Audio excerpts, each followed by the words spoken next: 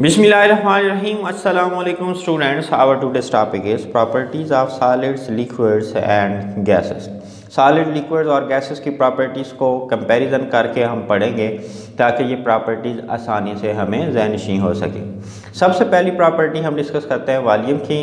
Solids का जो volume होता है वो डेफिनेट होता है, लिक्विड्स का वॉल्यूम जो है ये भी डेफिनेट होता है और गैसेस का वॉल्यूम जो है वो इनडेफिनेट होता है। सॉलिड्स का वॉल्यूम डेफिनेट कैसे होता है? मिसाल के तौर पर एक चाक का डब्बा है, इसको जहाँ मर्जी आप रखेंगे तो ये सेम वॉल्यूम ऑक्यूपाई करेगा। इसका मतलब ये है कि इस सॉलिड का जो वॉल्यूम है वो क्या है? डेफिनेट है। किसी भी सॉलिड सब्सटेंस का वॉल्यूम क्या होता है? डेफिनेट होता है। लिक्विड्स का वॉल्यूम भी क्या होता है? डेफिनेट होता है। फॉर एग्जांपल अगर आपने 1 लीटर आपने गैसोलीन ली है या 1 लीटर आपने पेट्रोल लिया है या 1 लीटर आपने मिल्क लिया है तो उसका ये जो वॉल्यूम है ये एज सच रहता है। आप इसको छोटे बर्तन में डाल लें, आप इसको बड़े बर्तन में डाल लें, ऐसा नहीं होगा कि बड़े बर्तन में डालने से 1 लीटर पेट्रोल का या 1 लीटर मिल्क का जो वॉल्यूम है वो इंक्रीज़ हो जाएगा। नहीं, वॉल्यूम वही रहता है। वो 1 लीटर था, 1 लीटर ही रहेगा, ना कम होगा ना ज़्यादा होगा। इसका मतलब क्या हुआ? लिक्विड का वॉल्यूम क्या होता है? डेफिनेट होता है। गैसेस का वॉल्यूम इनडेफिनेट कैसे होता है भाई? गैस को आप छोटे सिलेंडर में, छोटे वेसल में डालते हैं, वो थोड़ा वॉल्यूम ऑक्यूपाई करेगी। बड़े वेसल में, बड़े सिलेंडर में आप अगर उसको फिल करते हैं गैस को तो वो सारा का सारा वॉल्यूम ऑक्यूपाई कर लेगी। इससे बड़े बर्तन में डालेंगे तो उससे ज़्यादा वॉल्यूम वो ऑक्यूपाई कर लेगी। गैस को जितनी भी स्पेस अवेलेबल होती है उसको क्या कर लेती है? वो सारी की सारी स्पेस को कवर कर लेती है। यानी हम कह सकते हैं जो वॉल्यूम ऑफ द गैस होता है वो वॉल्यूम ऑफ वेसल के क्या होता है? इक्वल होता है। वॉल्यूम ऑफ कंटेनर के क्या होता है? इक्वल होता है। सॉलिड्स की शेप डेफिनेट, वॉल्यूम भी डेफिनेट, शेप भी डेफिनेट। अब वही एग्जांपल ले लेते हैं। ये हमारे पास चाक का डब्बा है और इसकी जो शेप है वो क्यूबिक शेप है। इस चाक के डब्बे को जहाँ मर्जी जैसे मर्जी आप रखेंगे इसकी शेप एज सच रहेगी। ये हमारे पास मार्कर है, इसको जहाँ मर्जी रखें इसकी शेप सेम रहती है। इसका मतलब क्या है? सॉलिड्स की शेप क्या होती है? डेफिनेट होती है और लिक्विड्स की शेप जो है वो क्या होती है? इनडेफिनेट होती है। लिक्विड्स की शेप इनडेफिनेट कैसे भाई? मिसाल के तौर पर हमारे पास पानी है, वो एक लिक्विड है, उसको हमने ग्लास में डाला है, ग्लास की शेप अडॉप्ट कर ली। किसी खुले वेसल में हमने डाला है तो उस वेसल की, उस बर्तन की उसने शेप अडॉप्ट कर ली। लिक्विड जो हैं वो कंटेनर की, वेसल की शेप को अडॉप्ट करते हैं जिस वेसल में या कंटेनर में उस लिक्विड को हम डालते हैं। यानी इनका शेप इनडेफिनेट होती है, ये कंटेनर की शेप को अडॉप्ट करते हैं। इसी तरह से गैस भी की शेप है वो भी इनडेफिनेट होती है, वो भी कंटेनर के शेप को क्या करती है? अडॉप्ट करती है। आप गोल शक्ल के सिलेंडर में गैस को फिल करते हैं तो ये शेप एक्वायर कर लेगी, अडॉप्ट कर लेगी गैस। अगर आप इस शक्ल के सिलेंडर में गैस को फिल करते हैं तो ये वाली शेप गैस क्या करती है? अडॉप्ट कर लेती है। डेंसिटी की जनाब बात करते हैं। सॉलिड्स की जो डेंसिटी होती है वो ग्रेटर होती है than liquid and gases. Solids की डेंसिटी लिक्विड और गैसेस से ज़्यादा होती है और लिक्विड्स की डेंसिटी जो है वो गैसेस से ज़्यादा होती है और सॉलिड्स के क्या होती है? क्लोज होती है। जो गैसेस की डेंसिटी है वो इंतहाई कम होती है सॉलिड्स और लिक्विड से, क्योंकि उसके पार्टिकल्स जो हैं वो वाइडली सेपरेटेड होते हैं, एक दूसरे से दूर दूर होते हैं। डेंसिटी के कंसेप्ट को समझते हैं। यूनिट वॉल्यूम में किसी चाय का जो गिवन मैस है उसका जो यूनिट वॉल्यूम में जो अमाउंट ऑफ जो मैस की मिकदार है उसको हम क्या कह रहे हैं? डेंसिटी कह रहे हैं। यूनिट वॉल्यूम में किसी शय के मैस को हम डेंसिटी कह रहे हैं। एग्जांपल के ज़रिए समझने की कोशिश करते हैं। मिसाल के तौर पर हमने एक ही वॉल्यूम के, एक ही शेप के, सेम वॉल्यूम के हमने 2 बर्तन लिए हैं या 2 गिलास हमने लिए हैं। एक में हमने राइस ऐड किया है, एक के अंदर हम कॉटन को ऐड करते हैं, तो किसकी डेंसिटी ज़्यादा होना चाहिए? दोनों का वॉल्यूम सेम है, दोनों का वॉल्यूम सेम वॉल्यूम में किसका मैस ज़्यादा होगा? यकीनन राइस का मैस ज़्यादा होगा, क्योंकि इसके पार्टिकल्स इंतहाई करीब करीब होते हैं। गिवन वॉल्यूम के अंदर राइस का मैस ज़्यादा होगा तो राइस की डेंसिटी क्या होगी? ज़्यादा होगी। और इसके पार्टिकल्स जो हैं दूर दूर होते हैं। गिवन वॉल्यूम के अंदर जो मैस है काटन का वो क्या होगा, कम होगा, इसलिए उसकी डेंसिटी भी क्या होगी, कम होगी। यानी यूनिट वॉल्यूम के अंदर किसी शय के मैस को हम क्या कह रहे हैं, डेंसिटी कह रहे हैं। क्योंकि सॉलिड्स के पार्टिकल्स जो हैं इंतहाई करीब करीब होते हैं, क्योंकि उनके अंदर फोर्सेस ऑफ अट्रैक्शन जो हैं वो क्या होती हैं, स्ट्रांगर होती हैं। फोर्सेस ऑफ अट्रैक्शन स्ट्रांगर होने की वजह से पार्टिकल्स करीब करीब होते हैं, इसलिए यूनिट वॉल्यूम में मैस सॉलिड्स का ज़्यादा होता है, डेंसिटी भी क्या होती है, ज़्यादा होती है। जो लिक्विड्स होते हैं इनके पार्टिकल्स भी करीब करीब होती हैं, इनमें भी फोर्सेस ऑफ अट्रैक्शन सॉलिड से तो कम स्ट्रांगर होती हैं, लेकिन हम कह सकते हैं कि स्ट्रांगर होती हैं, इनसे कम है लेकिन स्ट्रांगर होती हैं, इसलिए इनकी डेंसिटी भी क्या होती है, ज़्यादा होती है। गैस के मॉलिक्यूल्स जो हैं फोर्सेस ऑफ अट्रैक्शन वीकर होने की वजह से ये वाइडली सेपरेटेड होते हैं, इसलिए यूनिट वॉल्यूम के अंदर इनका मास जो है वो कम होगा, इसलिए इनकी डेंसिटी भी कम होती है। गैसेस लेस डेंस होती हैं, हल्की होती हैं, यही वजह है कि ये बबल्स गैसेस बबल्स आउट होती हैं थ्रू लिक्विड्स। जब हम कोक, पेप्सी की जो कोल्ड ड्रिंक्स हैं, कोक, पेप्सी, 7 अप वगैरह, जब उनके लिड को, ढक्कन को खोलते हैं तो उसमें से गैस जो है वो बबल की शक्ल में बाहर निकलती है, क्योंकि उनके अंदर गैस को प्रेशर के तहत भरा गया होता है। ये हल्की होती हैं, लेस डेंस होती हैं। जैसे हम लिड को हटाते हैं तो ये बबल की शक्ल में बाहर की तरफ निकलती हैं। इसका मतलब क्या हुआ, गैसेस की डेंसिटी जो है वो क्या होती है, कम होती है। अब हम जनाब बात करते हैं इफ्यूजन और डिफ्यूजन की। जो सॉलिड्स हैं ये ना तो इफ्यूज़ कर सकते हैं ना ही ये डिफ्यूज़ कर सकते हैं।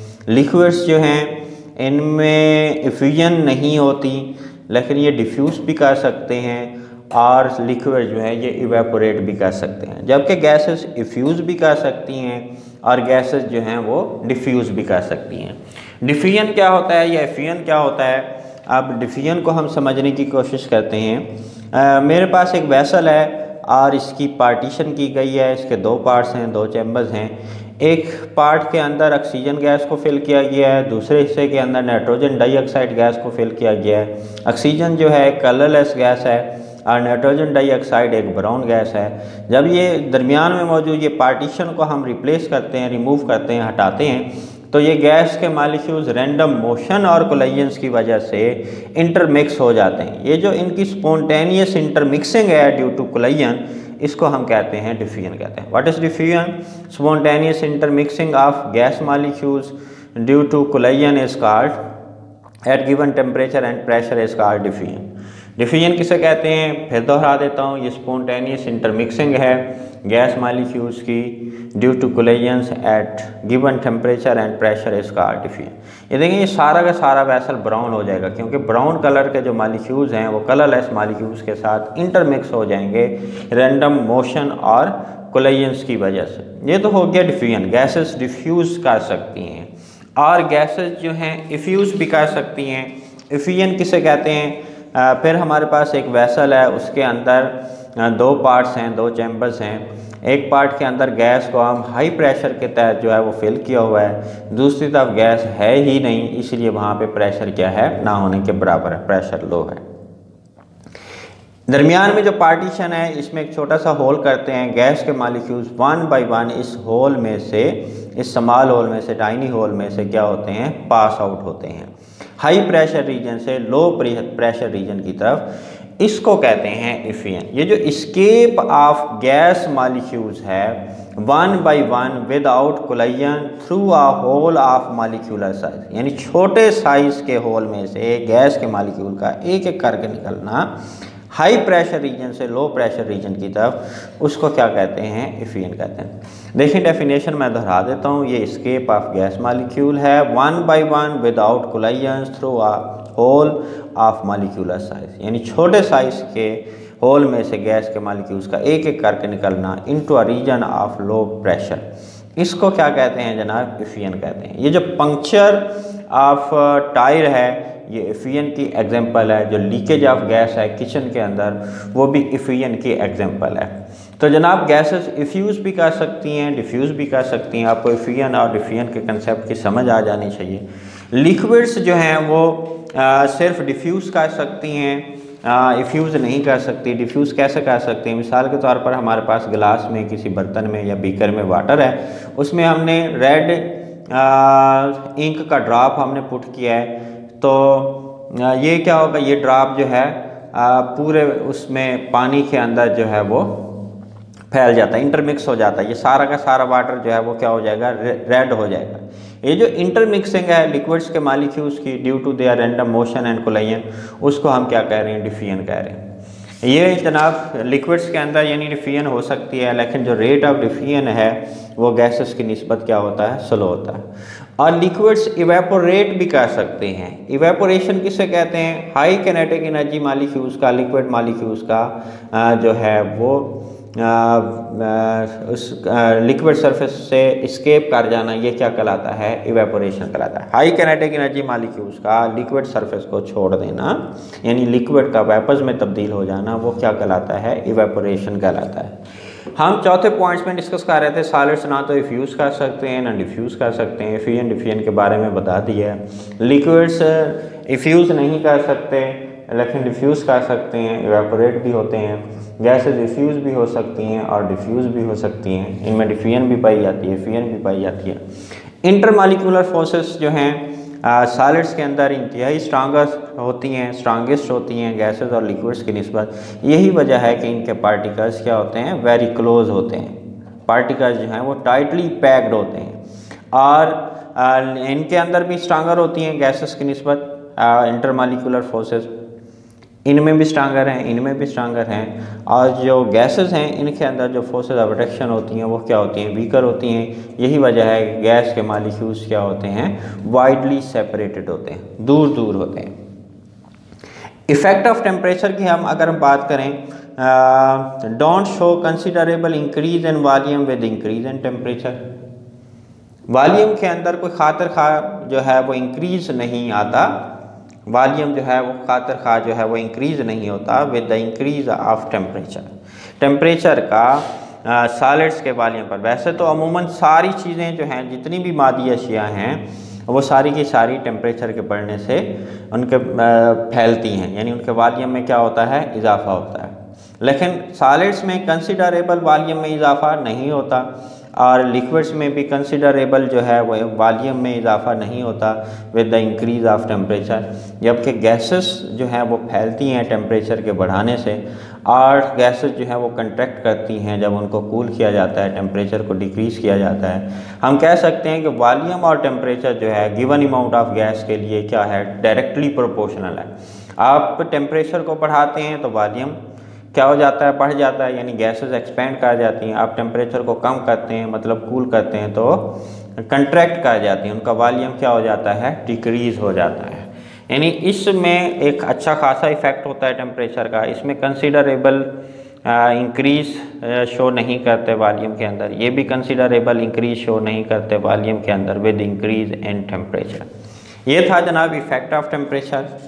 और अब हम देखते हैं इफ़ेक्ट ऑफ प्रेशर या कंप्रेसिबिलिटी को डिस्कस करते हैं। सॉलिड्स को कंप्रेस नहीं कर सकते क्योंकि गैस के पार्टिकल्स, सॉलिड्स के पार्टिकल्स क्या होते हैं, टाइटली पैक्ड होते हैं। जब टाइटली पैक्ड हैं, एक दूसरे के इंतहाई करीब हैं, प्रेशर के अप्लाई करने से वो मज़ीद करीब नहीं आ सकते, यानी उनको कंप्रेस नहीं किया जा सकता। Solids can not be compressed by applying pressure. Liquids के पार्टिकल्स भी क्या होते हैं, करीब होते हैं, इनमें भी फोर्सेस ऑफ अट्रैक्शन स्ट्रांगर होती हैं और सॉलिड्स के अंदर भी फोर्सेस ऑफ अट्रैक्शन स्ट्रांगर होती हैं, इनके पार्टिकल्स भी करीब होते हैं, इनको भी कंप्रेस नहीं किया जा सकता बाय अप्लाइंग प्रेशर। जबकि गैसेस को क्या किया जा सकता है, कंप्रेस किया जा सकता है बाय अप्लाइंग प्रेशर। जब आप प्रेशर को बढ़ाते हैं, क्योंकि गैस के मॉलिक्यूल्स क्या होते हैं, दूर होते हैं, जब प्रेशर अप्लाई किया जाता है तो ये गैस के मॉलिक्यूल्स क्या होते हैं, करीब हो जाते हैं, क्लोज़र हो जाते हैं और क्या हो जाते हैं, कंप्रेस हो जाते हैं। गैसों को दबाया जा सकता है। कैसे दबाया जा सकता है, जब प्रेशर अप्लाई करते हैं, प्रेशर बढ़ाते हैं, गैस के मॉलिक्यूल्स करीब हो जाते हैं और वो क्या हो जाते हैं, कंप्रेस हो जाते हैं। हम यूँ भी कह सकते हैं प्रेशर और वॉल्यूम एक दूसरे के इन्वर्सली प्रोपोर्शनल है। प्रेशर को इंक्रीज़ करेंगे वॉल्यूम डिक्रीज़ होगा, प्रेशर को डिक्रीज़ करेंगे तो वॉल्यूम क्या होगा, इंक्रीज़ होगा। ये था जी इफ़ेक्ट ऑफ प्रेशर या कंप्रेसिबिलिटी। हम बार बार डिस्कस कर चुके हैं कि सॉलिड्स के पार्टिकल्स जो हैं वो टाइटली पैक्ड होते हैं। स्ट्रॉन्गर फोर्सेस ऑफ अट्रैक्शन की वजह से हम कह सकते हैं इनके दरमियान स्पेसेस जो हैं वो निग्लिजिबल हैं, और लिक्विड्स के पार्टिकल्स भी करीब करीब होते हैं, इनके दरमियान स्पेसेस भी क्या हैं, निग्लिजिबल हैं। बार बार कह चुके हैं कि गैस के मालिक्यूल्स के दरमियान जो फोर्सेस ऑफ अट्रैक्शन होती हैं वो वीकर होती हैं, जिसकी वजह से गैस के मालिक्यूल्स क्या होते हैं, वाइडली सेपरेटेड होते हैं, दूर दूर होते हैं। सॉलिड्स के पार्टिकल्स जो हैं वो कोलाइड नहीं कर सकते क्योंकि वो कांस्टेंट स्टेट ऑफ मोशन में नहीं है, वो एक ही जगह पे खड़े होकर वाइब्रेट करते रहते हैं, एक जगह से दूसरी जगह नहीं जा सकते। जब नहीं जा सकते तो कोलाइड भी नहीं कर सकते, यानी कोलाइजन शो नहीं करते। जो लिक्विड्स के पार्टिकल्स हैं ये कोलाइड करते हैं और अपनी एनर्जीज़ का क्या करते हैं, एक्सचेंज करते हैं, जबकि गैस के मॉलिक्यूल्स भी क्या करते हैं, कोलाइड करते हैं। ये भी कांस्टेंट स्टेट ऑफ मोशन में है, ये भी कांस्टेंट स्टेट ऑफ मोशन में है। जब ये किसी वेसल में होते हैं तो जनाब गैस के मॉलिक्यूल्स जो हैं आपस में भी कोलाइड करते हैं और वेसल्स की वाल्स के साथ भी कोलाइड करते हैं। जब वेसल्स की वाल्स के साथ कोलाइड करते हैं तो फोर्स एक्सर्ट करते हैं यूनिट एरिया के ऊपर, जिसको हम क्या कहते हैं, प्रेशर कहते हैं। तो प्रेशर क्या हुआ जी, गैस का प्रेशर कैसे डिवेल्प होता है वेसल के अंदर, force exerted by gas molecules on unit area is called pressure. Gas के मॉलिक्यूल जो फोर्स एक्सर्ट करते हैं यूनिट एरिया के ऊपर, उसको हम क्या कह रहे हैं, प्रेशर कह रहे हैं। इस पॉइंट में क्या डिस्कस किया, ये कोलाइड नहीं कर सकते, कांस्टेंट स्टेट ऑफ मोशन में होने की वजह से ये आपस में कोलाइड करते हैं, एनर्जीज़ का एक्सचेंज करते हैं। और सॉलिड के गैस के जो पार्टिकल्स हैं ये जिस वेसल में होते हैं आपस में भी कोलाइड करते हैं, वेसल्स की वाल्स के साथ भी कोलाइड करते हैं और उस वाल्स के यूनिट एरिया पर फोर्स एक्सर्ट करते हैं, तो प्रेशर डिवेल्प होता है। आखिरी पॉइंट है जनाब Joule Thomson effect. Joule Thomson effect क्या होता है, एक गैस जो है वो हाईली कंप्रेस्ड है, एक गैस क्या है, हाईली कंप्रेस्ड है। जब उस हाईली कंप्रेस्ड गैस को अलाउ किया जाता है टू एक्सपेंड, तो फिर कूलिंग प्रोड्यूस होती है। क्या प्रोड्यूस होती है, कूलिंग प्रोड्यूस होती है। ये जो कूलिंग प्रोड्यूस होने वाला इफेक्ट है इसको कहते हैं Joule Thomson effect. When highly compressed gas is allowed to expand, when highly compressed gas is suddenly allowed to expand, cooling is produced, it is called Joule-Thomson effect। Gases जो हैं Joule Thomson effect show करती हैं, liquids में भी ये effect नहीं पाया जाता, सॉलिड्स भी ये इफेक्ट शो नहीं करते जनाब। ये था हमारा प्रॉपर्टीज़ ऑफ सॉलिड्स, लिक्विड्स और गैसेस के बारे में आज का हमारा टॉपिक।